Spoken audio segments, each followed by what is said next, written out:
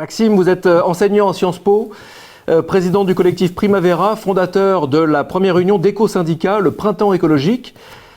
C'est quoi un éco-syndicat, Maxime Landau? Alors bonjour à tous, merci de m'inviter dans cette discussion. Alors, le Printemps écologique, c'est une initiative qui est très récente, hein, elle est nouvelle. On est parti en mai avec, il est né de la rencontre d'associations et d'ONG et de salariés de tous milieux, de tous âges, de tous horizons, un petit peu partout sur le territoire français et d'outre-mer. Et leur point commun, c'est que tous cherchent à s'investir pour l'écologie à travers le travail.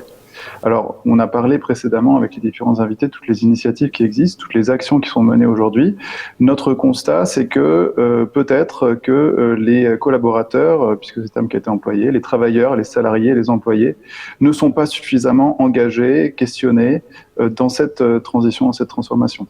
Et je ne suis pas le seul à le partager, puisqu'aujourd'hui, 75% des Français estiment que les entreprises n'en font pas assez pour l'environnement, mais surtout 70% des salariés voudraient en faire plus dans leur entreprise et n'y parviennent pas. C'est donc que cette aspiration qu'on trouve partout n'arrive pas à rencontrer les bons mécanismes pour aller agir et transformer les choses au contact des différentes parties prenantes de l'entreprise. Donc, on est parti de ce constat et on a réalisé que la forme syndicale a quelque chose de particulier. C'est une forme spécifique d'association régie par le Code du travail et qui a la spécificité d'être la seule à pouvoir signer des accords contraignants dans une entreprise. C'est-à-dire que tout autre type d'association, militants, collectifs, même externes, des ONG, etc., ne peuvent pas signer dans une entreprise de petite, de moyenne ou de grande taille un accord contraignant, c'est-à-dire gravé dans le marbre. Aujourd'hui, un certain nombre de Français, de salariés, considèrent que les engagements qui sont pris, souvent pour de très bonnes intentions, notamment la question de la raison d'être, mais également la RSE de manière générale, qui existe depuis peut-être une vingtaine d'années aujourd'hui, un grand nombre de salariés, plusieurs millions, plusieurs dizaines de millions, parce qu'aujourd'hui en France on compte plus de 25 millions de salariés, considèrent que le résultat n'est pas à la hauteur de leurs attentes ou que la transition ne va pas assez vite. Donc, nous allons utiliser, et c'est ce qu'on est en train de mettre en place, on est en train de construire des syndicats pour le faire, c'est ce qu'on appelle l'éco-syndicalisme, c'est une idée nouvelle, pour aller concilier la transition écologique et la transition juste des modèles d'entreprise et d'administration, parce qu'on a aussi des éco-syndicats qui se créent dans l'administration publique, dans l'éducation nationale, dans la fonction publique territoriale, etc.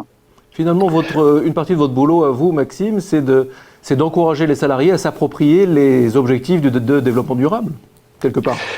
D'une certaine façon, tout à fait.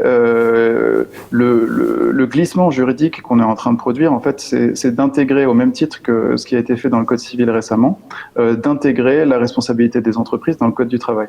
Donc ça implique de repenser le rôle du travail dans la société. Et ça implique de repenser le rôle des négociations collectives, ou ce qu'on appelle aussi le dialogue social, dans cette transition qu'on appelle tous de nos voeux. Alors les mécanismes ils sont assez simples, en réalité, ce sont les élections professionnelles. Vous n'êtes pas sans savoir que tous les 4 ans, enfin sur des cycles de 4 ans, l'ensemble des entreprises en France permet aux salariés d'élire ses représentants. Et nous voulons stimuler l'engagement des salariés dans ces élections professionnelles pour atteindre les objectifs de développement durable, mais pas que, ou plutôt l'ensemble des objectifs de développement durable, puisqu'ils couvrent un grand nombre de sujets qui vont être traités par nos éco-syndicats.